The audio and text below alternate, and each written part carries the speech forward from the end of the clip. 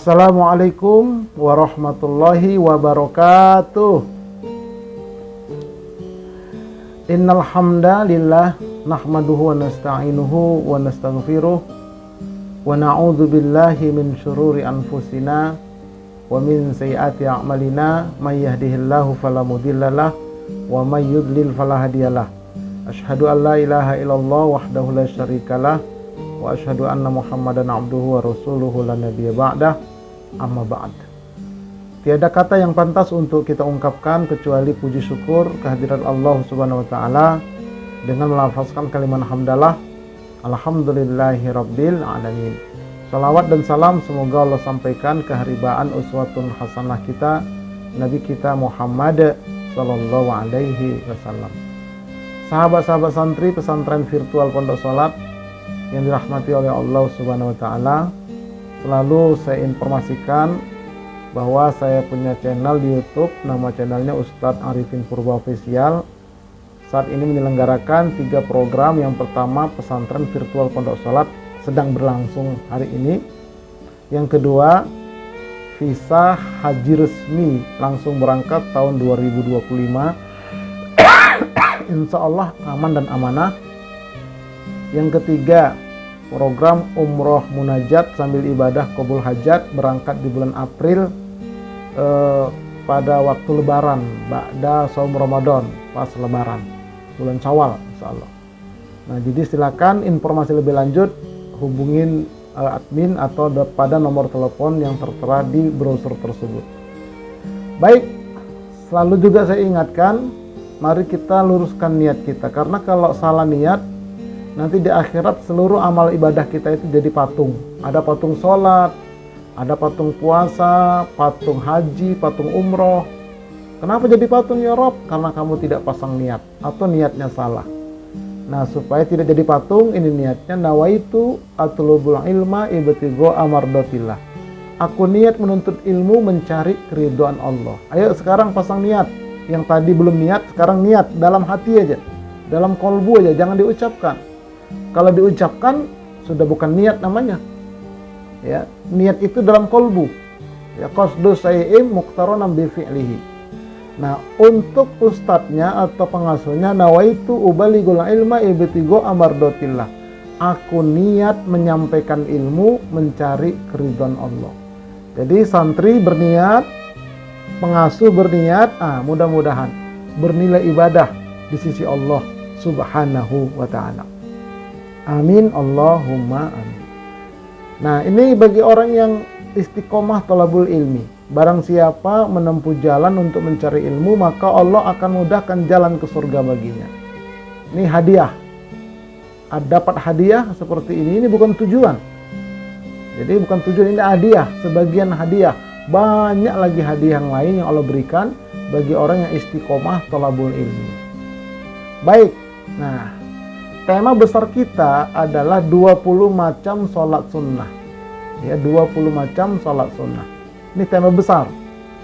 Nah, subtema yang akan kita kaji kelanjutan dari sholat rawatib.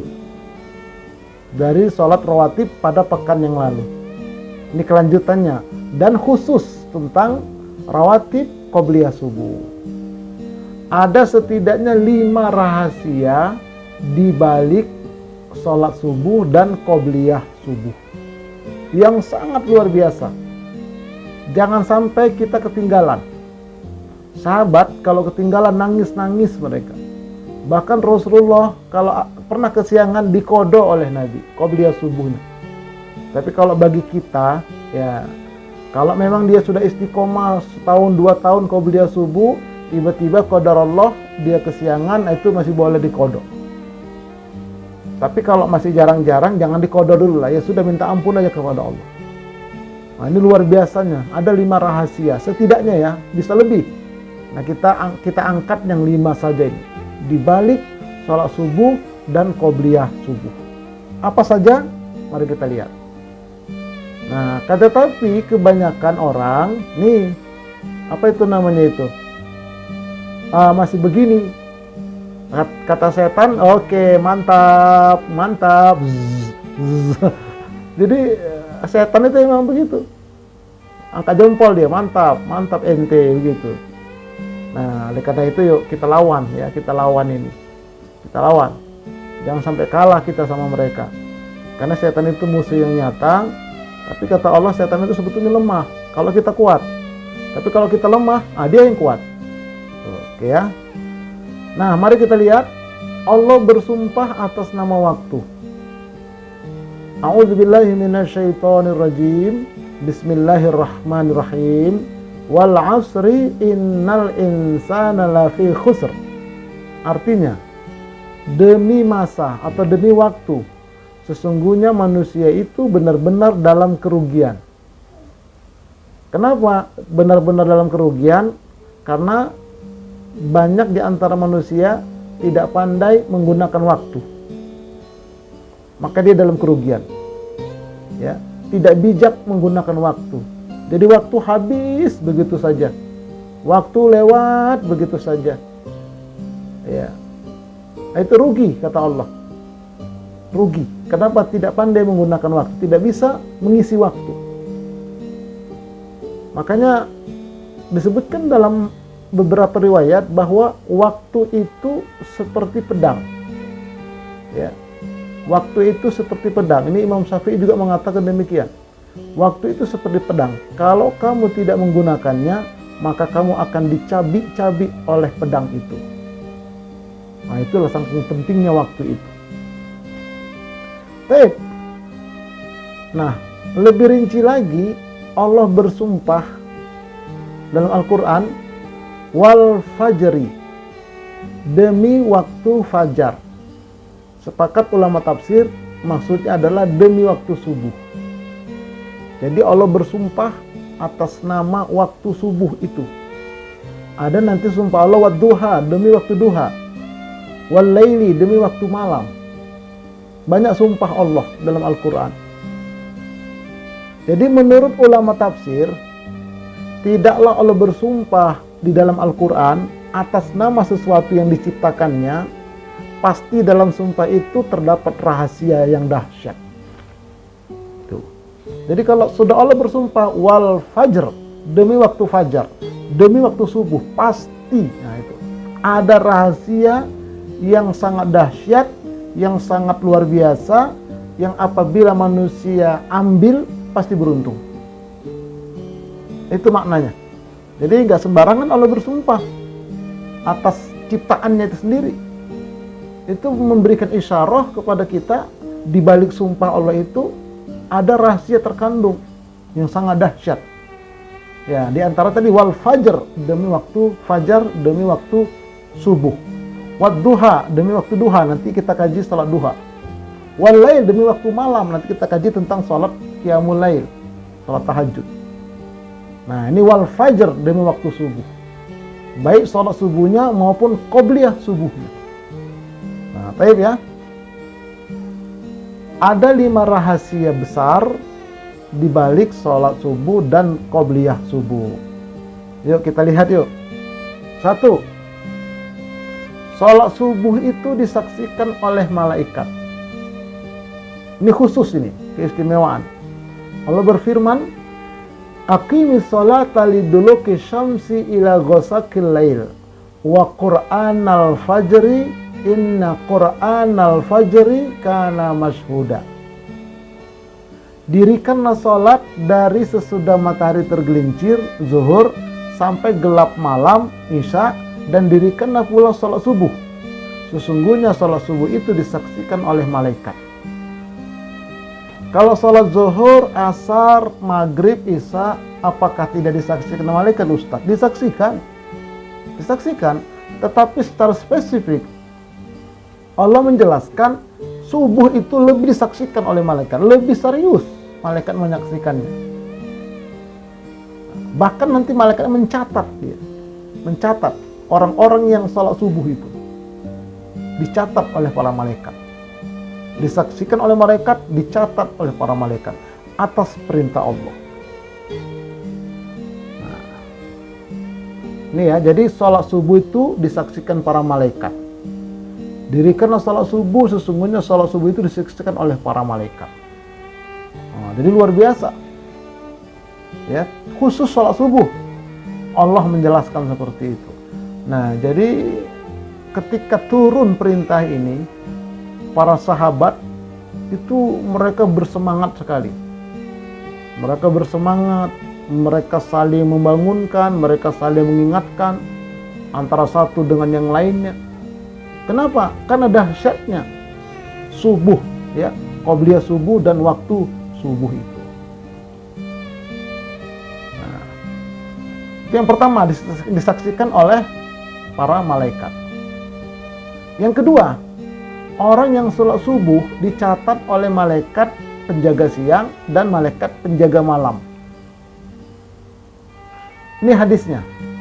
An Abi Hurairah anna Rasulullah sallallahu alaihi wasallam qala yata'aqabuna fikum malaikatum bil-lail wa malaikatum bin-nahar wa yajtami'una fi salatil fajri wa salatil asri thumma ya'rujul ladzina batu fikum fayas'aluhum wa huwa a'lamu bihim kaifa taraktum ibadi fayaqulun taraknahum wa hum yusallun wa atainahum wa hum yusallun.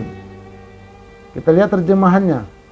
Dari Abu Hurairah radhiyallahu anhu berkata, Rasulullah sallallahu alaihi wasallam bersabda, telah bergiliran di antara kalian malaikat penjaga malam dan malaikat penjaga siang.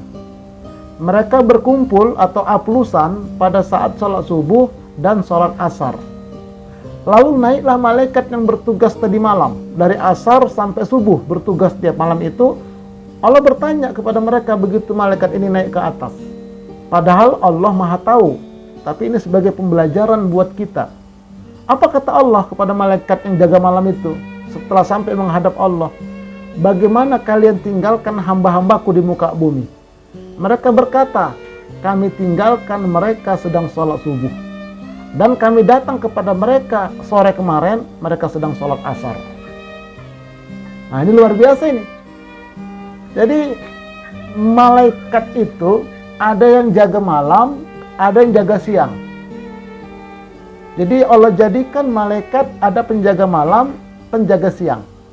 Mereka aplusan bergantian itu waktu subuh, waktu asar. Tapi ingat di awal waktu.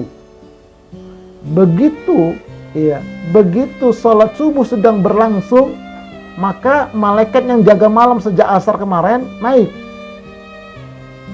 Turun malaikat yang akan jaga siang dari subuh itu sampai asar. Begitu nanti asar, lagi sholat asar di awal waktu itu, malaikat penjaga malam turun, yang jaga siang kembali kepada Allah.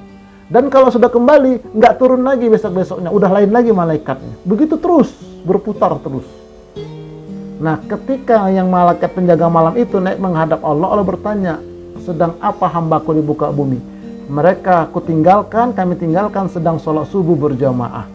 Kemarin kami datang, mereka sedang sholat asar berjamaah. Nah, jadi kita ambil momen itu. Usahakan kita sholatnya di awal waktu, subuh dan asar, supaya apa? Dalam catatan dan persaksian malaikat penjaga malam, penjaga siang. Nah, begitulah hendaknya kita memahami, ya, sehingga termotivasi kita untuk di awal waktu. Nah, macam mana Ustadz caranya ya? Kita macam-macam cara lah. Bisa pakai alarm, bisa pakai doa. Ya kecuali kalau memang kecapean atau kurang sehat, itu lain masalah. Ya, tapi jangan tiap hari lah kecapean, jangan tiap hari kurang sehat. Ya bisa kok, insya Allah ya. Kalau kita mau, insya Allah bisa. Baik, yang ketiga, mendapatkan pahala sholat sunnah sepanjang malam. Ini ya. Yaqulu man shallal isya'a fi jama'atin faka'annama qama nisfal laili wa man shalla subha fi jama'atin faka'annama shallal laila kullahu. Barang siapa sholat isya berjamaah, seolah-olah dia sholat malam selama separuh malam. Dan barang siapa sholat subuh berjamaah, seolah-olah dia telah sholat seluruh malam. Jadi dikatakan satu malam itu sejak terbenam matahari jam 6 sore sampai terbit matahari jam 6 pagi, itu satu malam. Jadi kalau kita mendapatkan sholat subuh berjamaah ya di masjid yang memang masjid itu dekat rumah kita, nah atau bisa dijangkau ya, maka kita mendapatkan pahala seperti sholat satu malam, sholat sunnah satu malam. Wah, itu sholat sunnah satu malam berapa rakaat itu? Nah, kalau kita kerjakan khusus sholat satu malam, sholat sunnah itu berat. Ya, jangankan itu, sholat tarawih aja kita kadang-kadang cari yang 11 rakaat. Nah, cari 11 rakaat pun kita mesti milih mana yang bacaannya cepat, mana yang bacaannya lambat. Nah, ada orang kadang-kadang gitu, dia carilah sholat yang berapa, yang 11. Nggak taunya bacaannya panjang lama tuh. Kemudian lagi sholat dia ngomong dalam pikiran dan kolbunya, nyesal pula aku sholat di sini.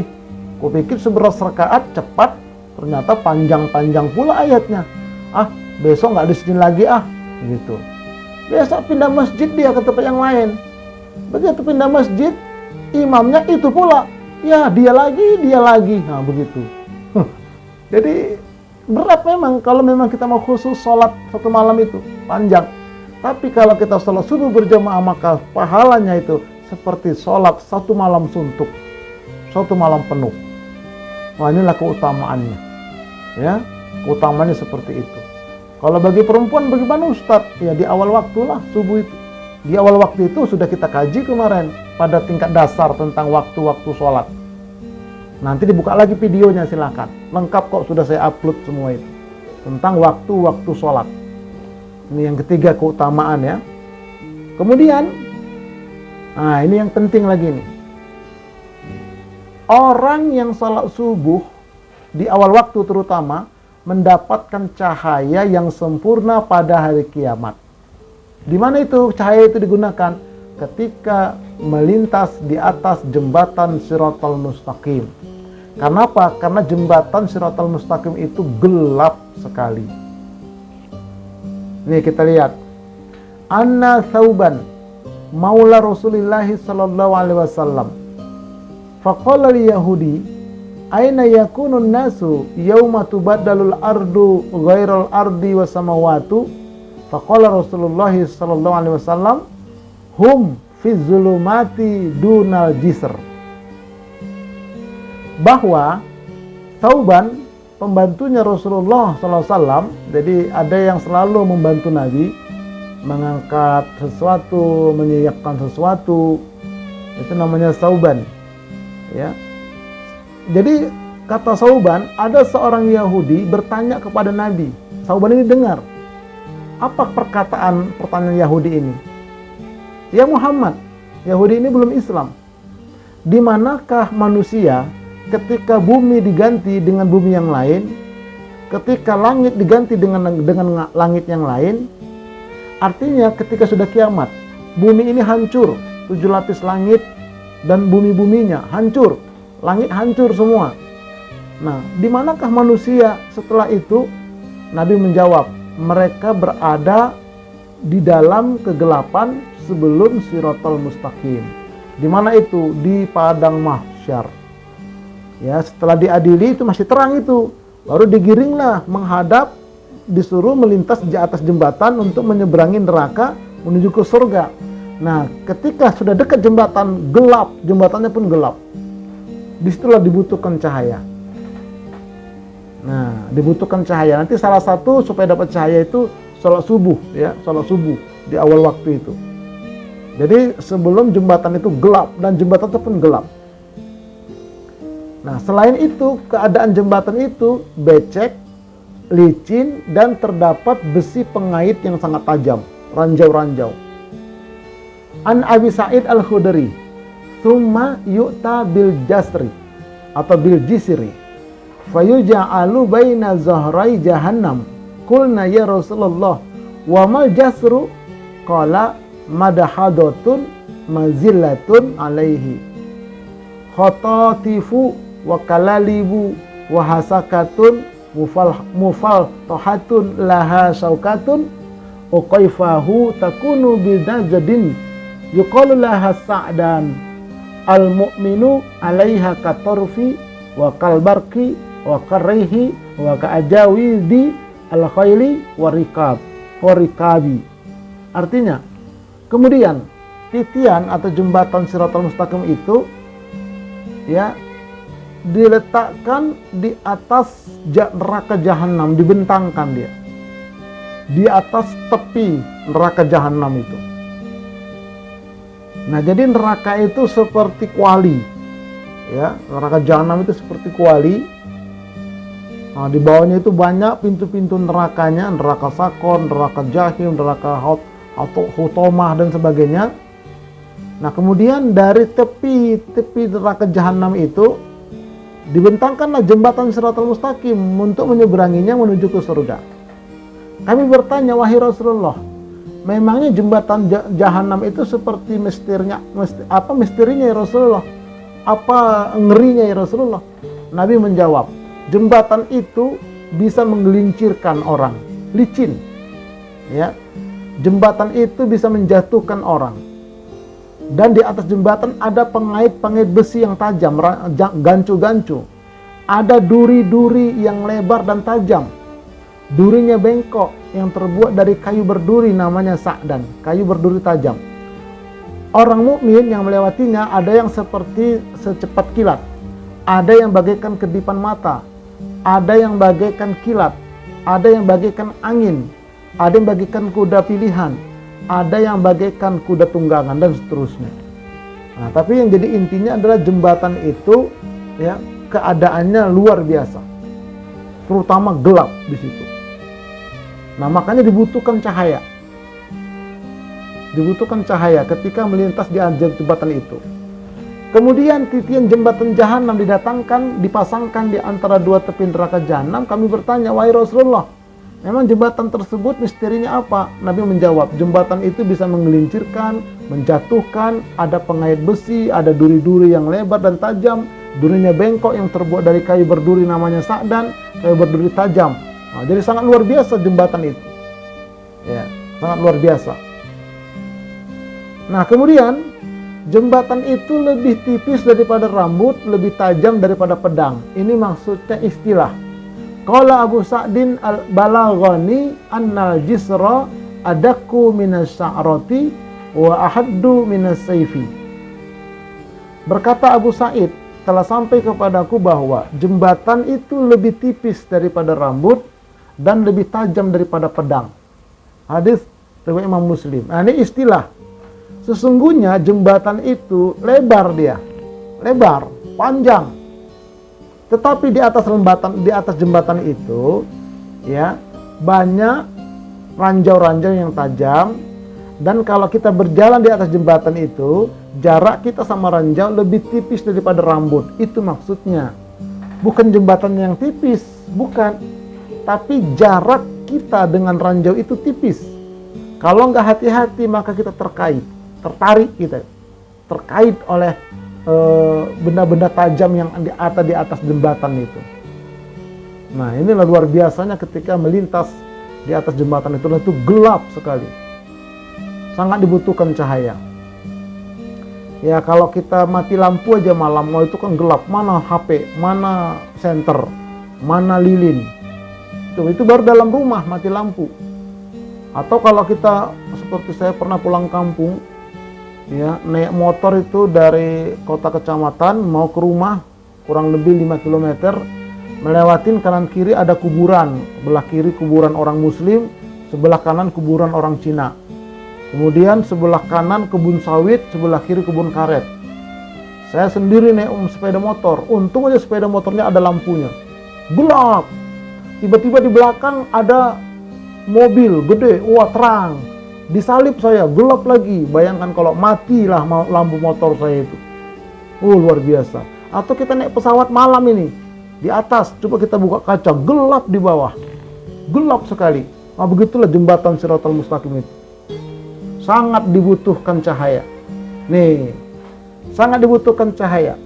Allah berfirman, yauma taral mu'minina wal mu'minat yas'a nuruhum baina aydihim wa bi aymanihim busrakumul yauma jannatun tajri min tahtihal anhar khalidina fiha dzalika huwal fauzul azim.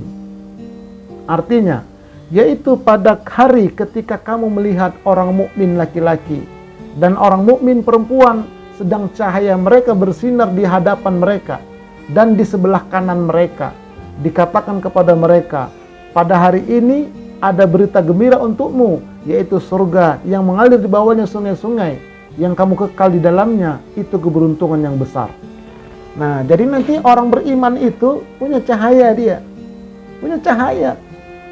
Ya, cahayanya itu dia pegang, senternya itu dia pegang. Nggak bisa, orang lain nggak bisa minta. Masing-masing di dunia ini mempersiapkan cahayanya itu. Nah, apa saja cahaya nanti kita lihat. Oke ya. Cahaya orang mukmin itu berbeda-beda besarnya. Ya, masing-masing orang mukmin itu berbeda tergantung amal solehnya nanti di muka bumi. Faminhum man yu'ta nurahu misla jabali baina yadayhi wa minhum man yu'ta nurahu fawqa zalika wa minhum man yu'ta nurahu misla nakhlati biyaminihi wa minhum man yu'ta duna zalika biyaminihi hatta yakuna akhiru man yu'ta nurahu fi ibhami qadamihi yadi'u mar'ata wa tafa'u ukhra idza adaa qadamahu wa idza akhtafa qama.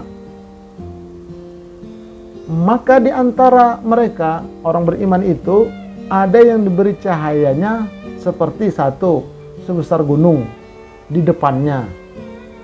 Dari mereka ada yang diberi cahaya yang kedua lebih besar dari gunung.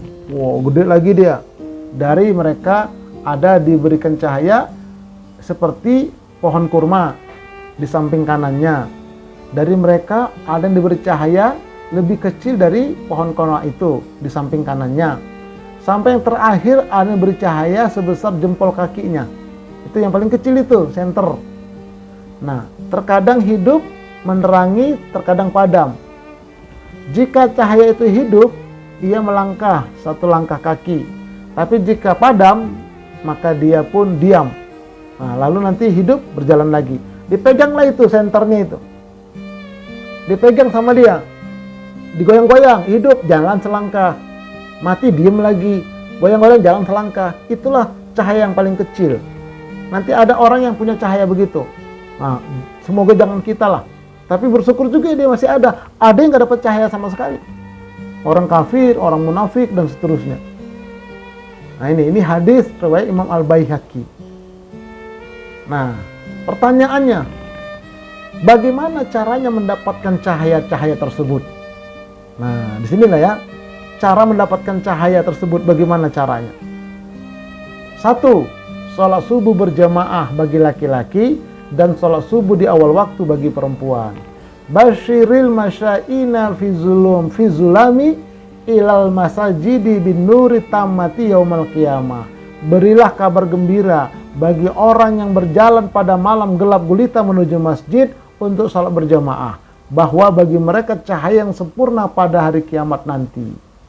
Nah, jadi setiap hari dia seawal waktu salat subuh, kalau ke masjid, kalau nggak di rumah di awal waktu, tiap pagi kasih cahaya, dapat cahaya, nanti lama-lama besar cahayanya. Tapi ingat, ini di awal-awal waktu. Ya, di awal waktu, sering dia di awal waktu. Maka cahaya dia kumpulkan terus. Ini satu, mengumpulkan cahaya. Yang kedua, dengan cara membaca surah Al-Kahfi pada malam Jumat atau hari Jumat.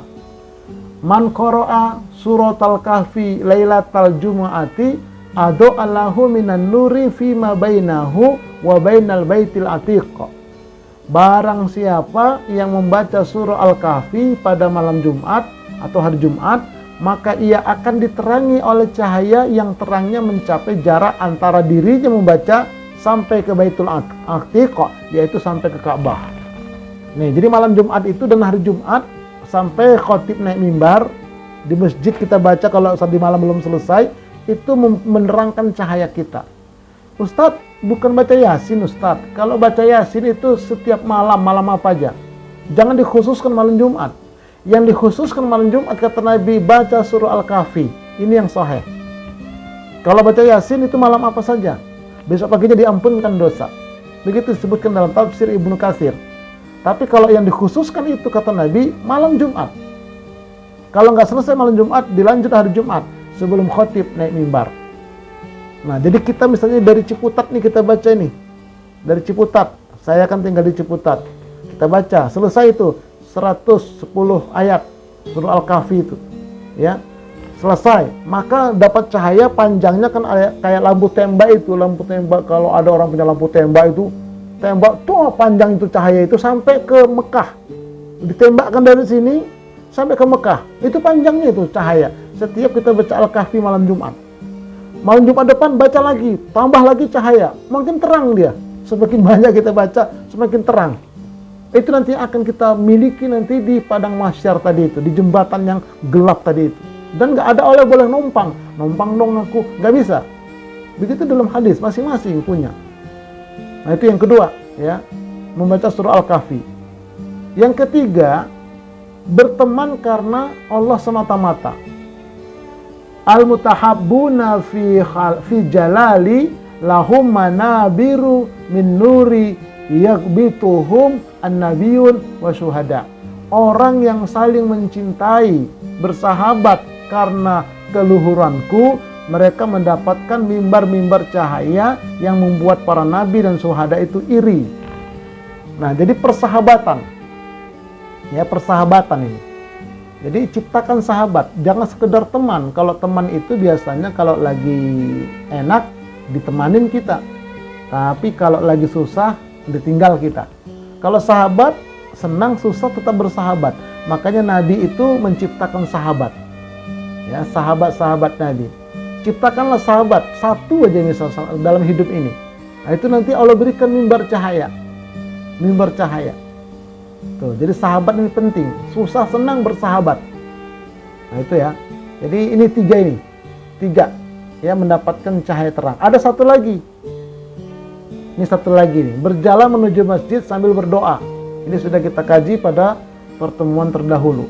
Allahumma ja'al fi qalbi nuron, wa fi lisani nuron, wa ja'al fi sam'i nuron, wa ja'al fi basari nuron, wa ja'al min khalfi nuron, wa min amami nuron, wa ja'al min fauqi nuron, wa min tahti nuron, Allahumma a'tini nuron. Ya Allah, jadikanlah cahaya dalam kolbuku, cahaya pada lisanku, dan jadikanlah cahaya pada pendengaranku, jadikanlah cahaya pada penglihatanku, jadikan cahaya di belakangku, jadikan cahaya di depanku, jadikan cahaya di atasku, jadikan cahaya di bawahku. Ya Allah, berikanlah aku cahaya. Ini doa kalau mau pergi ke masjid. Ya, misalnya mau berangkat ngisi kajian subuh, ya, di atas motor baca doain. Atau di atas mobil atau jalan kaki baca doain.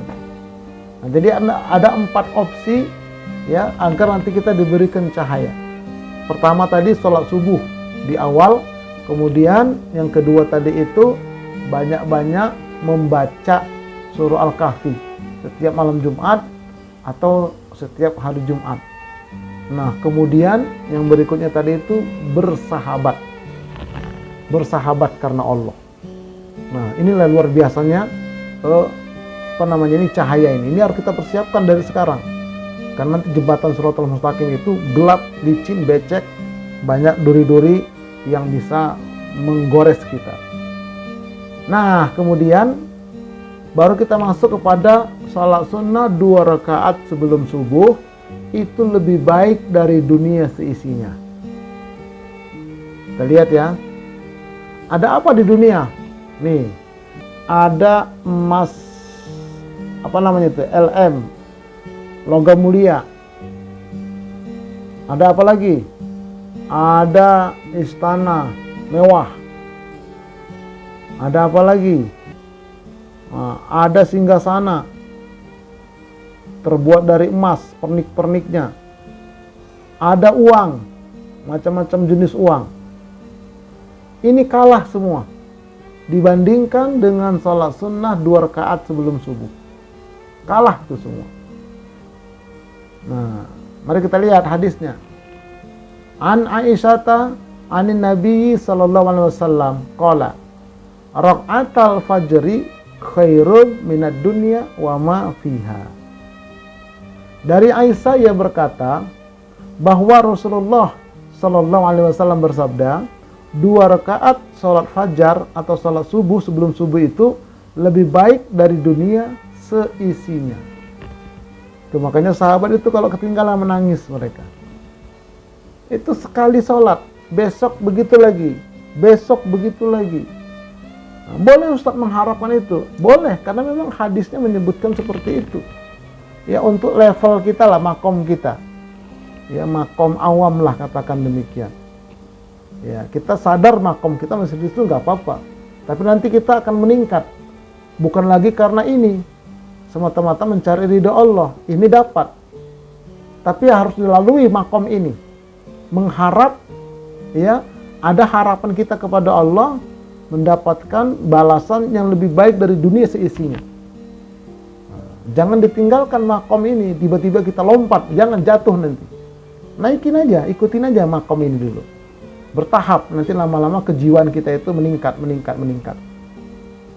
Nah, ini ilustrasi. Ada orang kehilangan uang 10.000.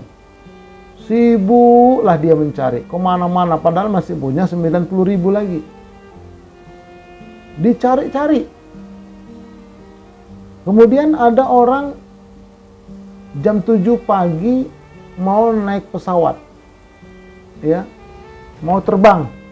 Bisa ke Medan atau ke Kalimantan atau ke Surabaya. Jam 7 pagi. Kira-kira take off-nya jam 7 pagi, kira-kira kita bangunnya jam berapa itu? Oh, bangun jam 5 Ustadz, terlambat lah. Jam berapa bangun? Jam 3.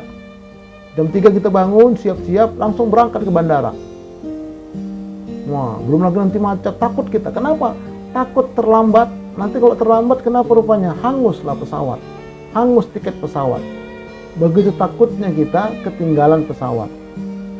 Masalahnya, pernahkah kita merasa kehilangan ketika kita terlewatkan qobliyah subuh? Yang mana itu pahalanya melebihi dari dunia seisinya. Nah, disinilah pertanyaan buat kita. Kenapa kita tenang-tenang saja, tapi ketika kita naik pesawat, takut kita ketinggalan. Ketika kita kehilangan uang 10.000, repot kita mencarinya. Pernah nggak kita merasakan kehilangan ketika kita kelewatan qobliyah subuh? Nah, di sini yang perlu kita renungkan bersama-sama. Jadi sekali lagi, kajian kita ini untuk memotivasi kita, diri kita dan keluarga kita semua. Mudah-mudahan ya dengan kajian ini terbuka wawasan kita, terbuka kalbu kita. Allah membimbing kita, membimbing keluarga kita menjadi hamba-hamba yang diridhoinya. Amin ya rabbal alamin. Wallahu a'lam bishawab. Semoga bermanfaat. Sampai jumpa pada pertemuan akan datang. Kita lanjutkan dengan sesi tanya jawab. Assalamualaikum warahmatullahi wabarakatuh.